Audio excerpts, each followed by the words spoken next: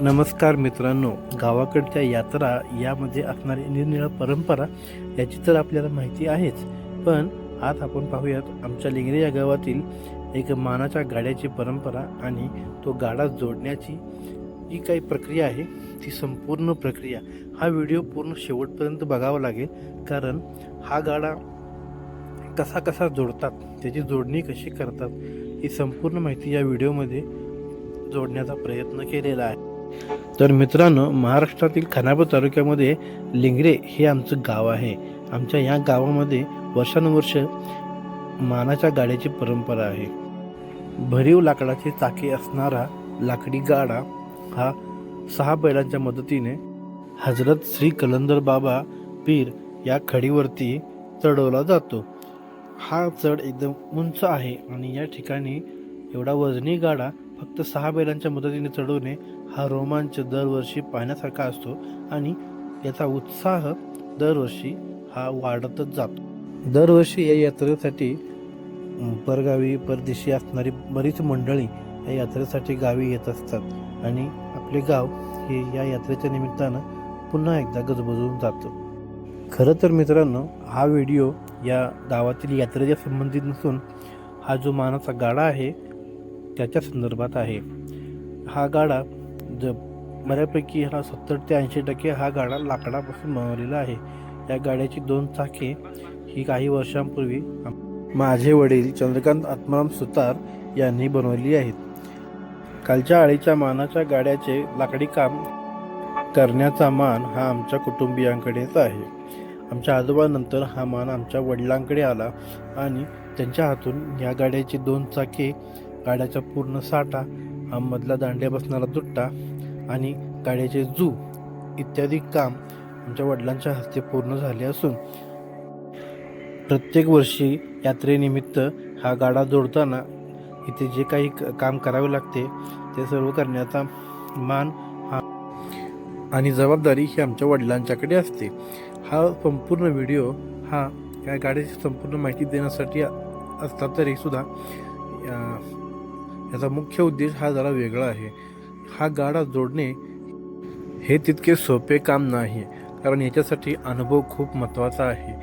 हा गाडा जोडताना जे जुने अनुभवी व्यक्तिमत्व आहेत ती लोकच या ठिकाणी हा गाडा व्यवस्थितपणे जोडू शकतात. त्यामुळे त्यांचं इथं असणं हे खूप गरजेचं असतं. हा अनुभव मला खूप वर्षापासून, म्हणजे मी जेव्हापासून या गाड्या जोडताना जातोय, सोबत जातोय, तेव्हापासून ही गोष्ट मी पाहत आलोय. हा गाडा जोडताना बऱ्याच वेळा मागे पुढे छोट्या मोठ्या चुका होत असतात, पण त्या छोट्या मोठ्या चुका अशा होतात की त्यामुळे या गाड्याचे पुढचे जे काम आहे ते सगळे व्यवस्थित होत नाही. आणि जे पूर्वापारच्या पद्धतीने जर हा गाडा जोडला तर याच्यामध्ये कुठलीही चूक होत नाही आणि हा गाडा एकदम व्यवस्थितपणे जोडला जातो आणि त्याच प्रकारात तो व्यवस्थित चालतो सुद्धा. त्यामुळे हा गाडा जोडताना बऱ्याच छोट्या मोठ्या ज्या गोष्टी आहेत, काही ठिकाणी काही दांडी उलटी सुलटी जे काय आहे ते व्यवस्थित योग्य पद्धतीनं झालं पाहिजे. तर त्यासाठी या ठिकाणी मी हा व्हिडिओ बनवला आहे, जेणेकरून जिथल्या तिथं या गोष्टी करता आल्या पाहिजेत आणि हा व्हिडिओ हा पुढच्या पिढीचा सुद्धा कामाला येईल यासाठी हा मी व्हिडिओ तयार करून ठेवला आहे. तर पुन्हा आपण वळू या गाड्याच्या चाकांच्याकडे. तर या दोन्ही गाड्यांच्या चाकावरती च आणि सु असे 2 अक्षरे लिहिलेले आहेत. याचं एक छोटंसं कारण असं आमच्या वडिलांनी सांगितलं की हा गाडा तयार करताना एक कल्पना डोक्यात आली की अर्जुनाच्या रथाला 2 चाके होती, त्यापैकी एक चाक हे चंद्र आणि दुसरे चाक हे सूर्य असं होतं. त्याच प्रकारात आमच्या वडिलांनी या दोन्ही चाकांच्या वरती चंद्र आणि सूर्य याची आद्य अक्षर म्हणजे चंद आणि दुसऱ्या चाकावरती सु अशी 2 अक्षरे कोरून घेतली. मात्र याचा एक योगायोग असाही होतो की आमच्या वडिलांचे नाव आहे चंद्रकांत आणि सुतार. तर आमच्या वडिलांच्या नावाची ही दोन्ही आद्याक्षर या 2 चाकांना साम्य होऊन जातं. म्हणून ही थोडीशी मोठी गोष्ट होईल, पण हा फक्त एक योगायोगच आहे की या गाडीच्या दोन्ही चाकावरती माझ्या वडिलांचं नाव हे पुढच्या काही वर्षांसाठी कोरलं जाईल आणि पुढच्या पिढींच्या सुद्धा ही गोष्ट नजरेस येईल आणि ती गोष्ट माझी पुढची पिढी अशी अभिमानाने सांगू शकेल की आपल्या गावातील एका मोठ्या परंपरेमध्ये ज्या वडिलांचं नाव अजाणतेपणे का होईना पण हे कोरलं गेलेलं आहे. तर ह्या गाड्याबद्दल आपण जोडणी करताना या ज्या तारा वगैरे आहेत याची बांधणी पूर्वी लोकांनी केलेली होती. मात्र आता नंतर याचे जे तिडे आहेत हे तिडे व्यवस्थित जिथल्या तिथे बसले तर पुढची वरची दांडी बसायला सुद्धा अजिबात त्रास होत नाही. जिथल्या तिथे ती बसून जाते. त्यामुळे इथे जी अनुभवी लोक आहेत त्यांना ते माहिती आहे ही तार कशी उलटी आहे की सुलटी आहे. कारण ही मागं पुढं जर उलटी सुलटी झाली तर ही व्यवस्थित बसतच नाही आणि त्याचा ताण निघत नाही. त्या दांडीचा ताण निघाल्याशिवाय गाडा व्यवस्थित जोडला जात नाही. त्यामुळे हे ज्या साठीवरती पडलेल्या ज्या खुणा आहेत ती दांडी कुठं खाली बसणार आहे की त्या तारेच्या वरती बसणार आहे ह्या छोट्या मोठ्या गोष्टी ह्या अनुभवी लोकांनाच माहिती आहेत. त्यामुळे हा व्हिडिओ संपूर्णपणे बारकाव्याने बघितला तर याच्यामध्ये छोट्या मोठ्या ज्या काही गोष्टी करण्यात आलेल्या आहेत त्या गोष्टी पुढे गाडा जोडताना कामास येतील. त्यामुळे हा व्हिडिओ बनवलेला आहे. या व्हिडिओमध्ये पूर्ण सांगण्यासारखं असं काही नाही भेटणार, पण पाहण्यासारखंच बऱ्याचशा गोष्टी आहेत. दरवर्षी संदलच्या रात्री या ठिकाणी म्हणजे होळीच्या टेकावर रात्री 11 साडे11च्या दरम्यान सर्व आबालवृद्ध माणसं पुरुष मंडळी या ठिकाणी जमा होतात. लहान तर सर्व या ठिकाणी असल्यामुळं गाडा जोडताना बघण्याची पर्वणीच असते. कारण या ठिकाणी जे पुढचे अनुभवी लोक असतात ते पुढं गाडा जोडत असतात तर बाकीजण तो गाडा जोडताना बघत असतात. बघण्याचं कारण हे की नंतर पुढच्या पिढीला या गाडा जोडताना त्याची संपूर्ण माहिती असावी. पण तरी पण बऱ्याचशा गोष्टी या गडबडीत नजरेआड होऊन जातात. त्यामुळं हा व्हिडिओच एक माध्यम असं राहील की जेणेकरून पुढच्या काही काळामध्ये जर हा गाडा जोडायचं म्हटलं तर आता जी तरुण पिढी आहे या तरुण पिढीला याच्यामध्ये कोणत्या छोट्या मोठ्या गोष्टी आहेत त्या करताना काळजी घ्यावी लागेल. ती आता या व्हिडिओमध्ये बघून आपल्याला तो अनुभव घेता येईल आणि त्यानंतर गाडा जोडताना आता ज्या पद्धतीने गाडा जोडला जातो त्याच पद्धतीने गाडा जोडला जाईल. मुख्यत्वे करून या दांड्या व्यवस्थित बसवणे त्याचा कान काढणे हे या गोष्टी खूप महत्त्वाच्या आहेत. कारण जर कान व्यवस्थित जर नाही निघाला तर गाडा हा एका बाजूला ओढला जातो आणि त्यामुळे गाडा हा सरळ एका रेषेत न जाता तो थोडासा तिरका पडतो आणि त्यामुळे एका बाजूच्या बैलांचा जास्त लोड येतो आणि त्या बैलांना तो गाडा व्यवस्थित ओढता येत नाही आणि त्याच्यामुळे हा गाडा कडेवरती व्यवस्थित चढतही नाही. त्यामुळे या सर्व गोष्टींचं आधीच निराकरण करून घ्यावं लागतं आणि हा गाडा व्यवस्थित त्याचा जोडणी व्यवस्थित करून त्याचा पद्धतशीर वेळच्या वेळी कान काढून मगच गाडीची पुढची बांधणी करावी लागते. कारण एकदा हा पूर्ण रस्सी कासऱ्याने बांधून घेतलं तर या सर्व गाठी या वैशिष्ट्यपूर्ण गाठी आहेत. या गाठींवर भरपूर हा ताण असतो. हा ताण एवढं सगळ्या लोकांनी दाबून व्यवस्थित त्याचा ताण काढलेला असतो. कारण ही जी दांडी आहे वरच्या बाजूला घातलेली ती पाठीमागे आपण जो मगाशी तार बघितली ती तार एकदम हेवी तार आहे. त्या तारेमध्ये घालून एका साईडला ट्विस्ट केलेली आहे. त्यामुळे त्या तारेचं पूर्ण टेन्शन या बांबूवरती आहे. त्यामुळे या बांबूची मजबूती तेवढी महत्त्वाची आहे. आणि त्यानंतर हे जे आपण गाठ मारतो ही गाठसुद्धा तेवढं मजबूत झाली पाहिजे. कारण त्या पाठीमध्ये तारेचं जेवढं टेन्शन आहे तेवढं सगळं टेन्शन आहे कासऱ्यावरती आहे. आणि हे सर्व एकत्र बांधल्यानंतर ही दांडीची फिटिंग होती आणि आत 2 दांड्या सेंटर आल्यानंतर ही तिसरी दांडी बसवून घेऊन त्याच्यानंतर मग त्याच्यावरती जो बांधावं लागतं. या 2-3 दांड्यांचा एकत्रितपणे बांधणी करण्यासाठी आपल्याला हे वैशिष्ट्यपूर्ण गाठ ही त्यांनी मारलेली आहे.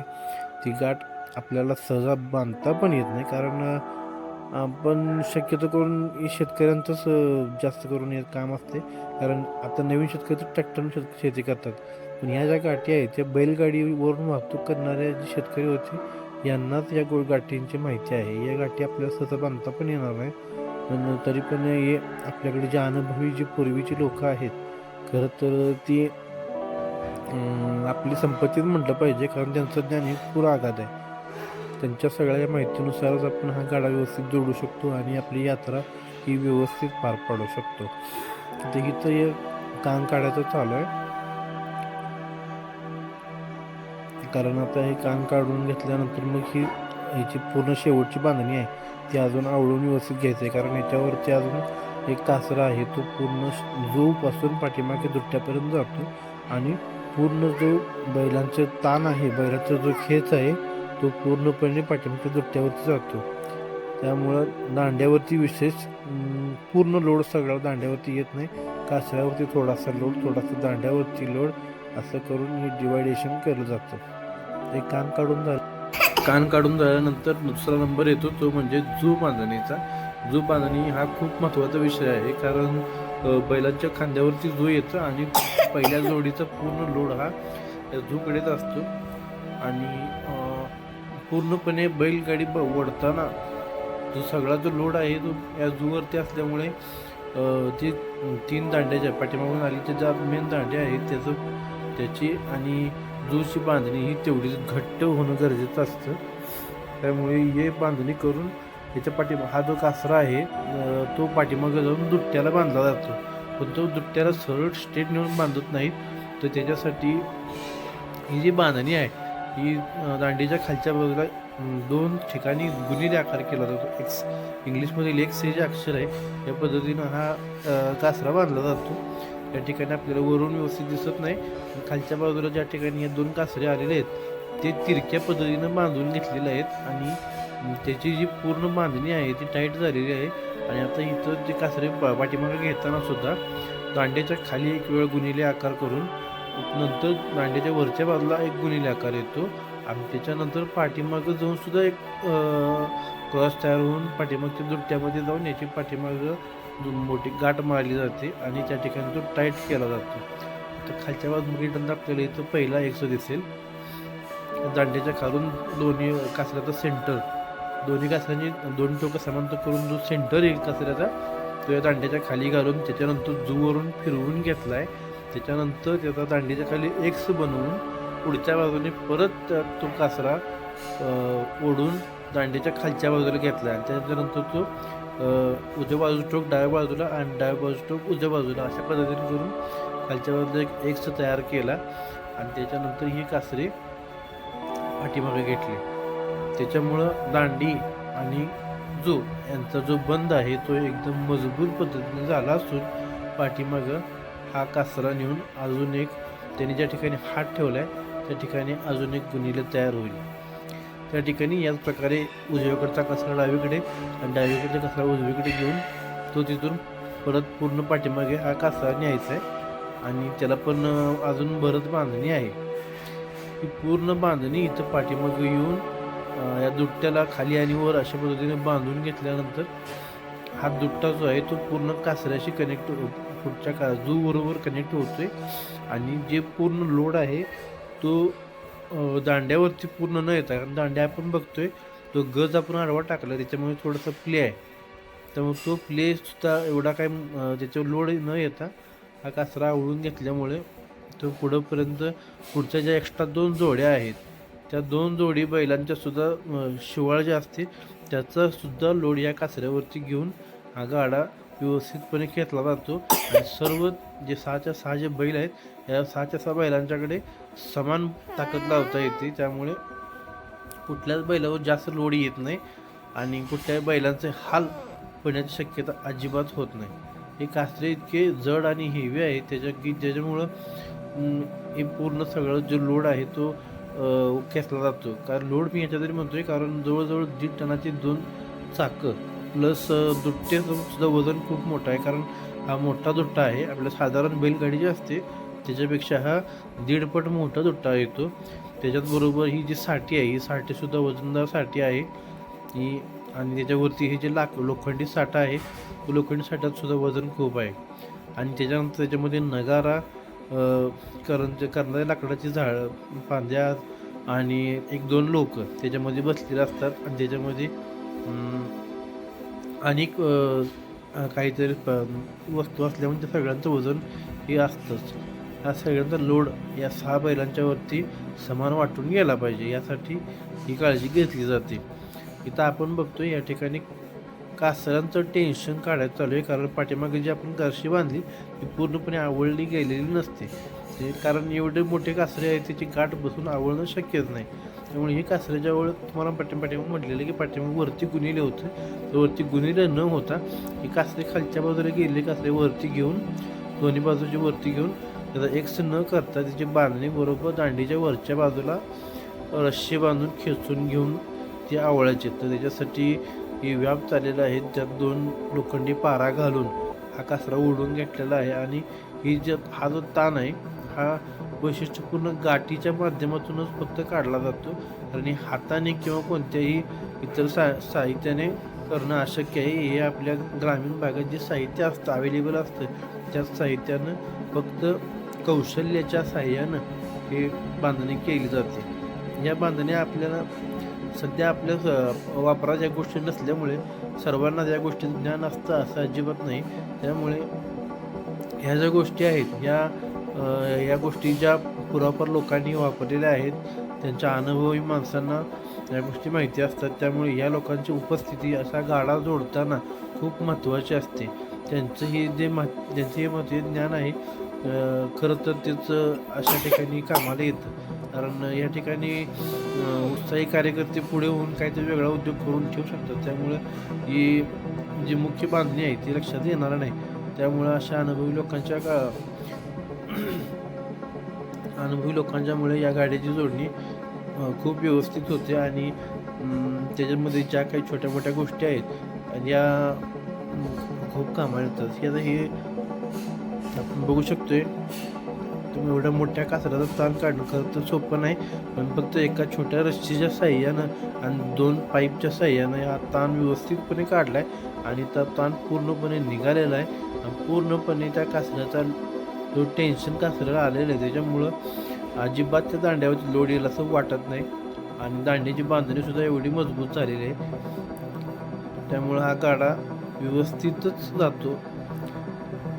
एवढं मोठं जे आपण कारण बैलगाडीचं बांधणी ही एवढी मजबूत करण्याची गरज पण नाही पडणार. पण हा गाडा त्याचं वजन आणि त्याला आपण जे काम लावणार आहे त्या खडीवरती आपण जो चढवणार आहे खडी म्हणजे पूर्ण एकदम चढण असते आणि 6 बैल त्याला ओढतात.